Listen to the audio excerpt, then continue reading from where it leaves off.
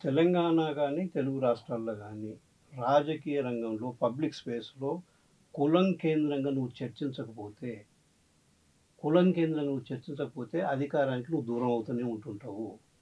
కులాన్ని తీసుకొచ్చి పొలిటిసైజ్ చేసినప్పుడు మాత్రమే, చర్చించినప్పుడు మాత్రమే, ఎవరు ఈ అధికారం అనే ఆస్తిని ఎవరు ఎత్తుకుపోతున్నారనేది నువ్వు గమనించినప్పుడు మాత్రమే, ప్రజల మధ్య పెద్ద ఎత్తున చర్చ జరిగినప్పుడు మాత్రమే హ్మ్. వాళ్ళకు స్పష్టత వస్తది. ఓహో!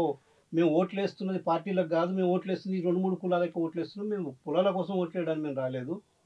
పార్టీలు మమ్మల్ని ఏదో ఒక మభ్యపెట్టి కులాలకు తీసుకుపోతున్నాయని అర్థం తెలుసుకున్నప్పుడు ఏమైతదంటే, ఈ పార్టీలు మాకు పనికిరావు. ఎందుకంటే ఈ పార్టీలు ఈ 3 కులాల కోసం వచ్చిన పార్టీలే. కాబట్టి వాటిని డంప్ చేసేయండి. పక్కకు పడేయండి. మన దాంట్లోకెళ్ళి ఒక పార్టీ రూపంలో మనం ముందుకొద్దాం. మన నాయకత్వంలో ముందుకొద్దాం. మన నాయకత్వంలో వచ్చినప్పుడు మాత్రం మనకు అధికారం సాధ్యమవుతుందని ఒక చర్చ జరుగుతుంది.